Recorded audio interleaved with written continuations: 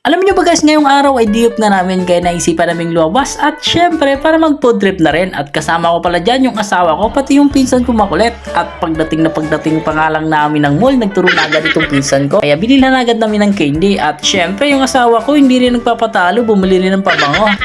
Pagkatapos nga namin mag-ikot-ikot sa mall, nagutom kami bigla at sakto nakita namin itong Marugami Udon. Mukhang masasarap yung mga pagkain nila guys kasi maraming food choices at syempre tinanong agad natin yung crew kung ano yung bestseller nila at kung ano yung mai-recommend nila sa amin. At ito nga pala yung in-order ko guys, yung teriyaki chicken and beef yakiniku. At alam nyo ba guys, first time nga namin kumain dito at ang sasarap ng pagkain nila dito, talagang quality at malinis. At habang inaantay nga namin yung order namin, binidyohan ko yung mga iba nilang pagkain na naka-display.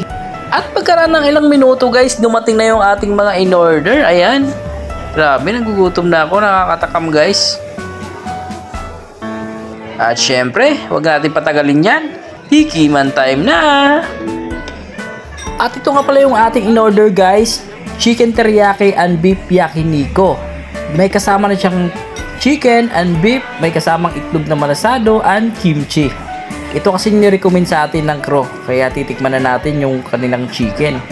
Wow, ang sarap ng chicken guys. Saktong-sakto yung pagka-marinate. Tapos yung pagkaluto, hindi siya overcooked. Sakto siya. At syempre, titikman din natin yung kanilang kimchi. Cheers! Ang sarap din ng kimchi nila guys. Talagang quality. Tapos yung rice din nila, ang sarap din. At syempre guys, titikman din natin yung kanilang beef yakiniku. Ayan. Wow, ang sarap din guys. Talagang masasarap yung pagkain nila dito guys. Kaya naman talagang lagi pinipilahan to. Tapos i-mix pa natin itong malasadong itlog para lalong sumarap.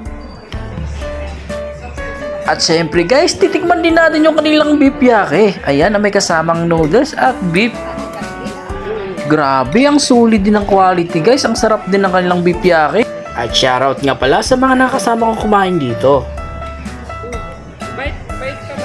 Grabe guys, isa na namang solid na food trip ang aming natikman ngayon. Sa susunod nating mukbang, titingnan naman natin yung mga ibang putahe. At gusto ko nga pala kong pasalamat guys sa walang sawang nagsusuporta sa akin, lalong lalo na sa mga subscribers ko sa aking YouTube at ganun din sa mga followers ko sa aking FB page.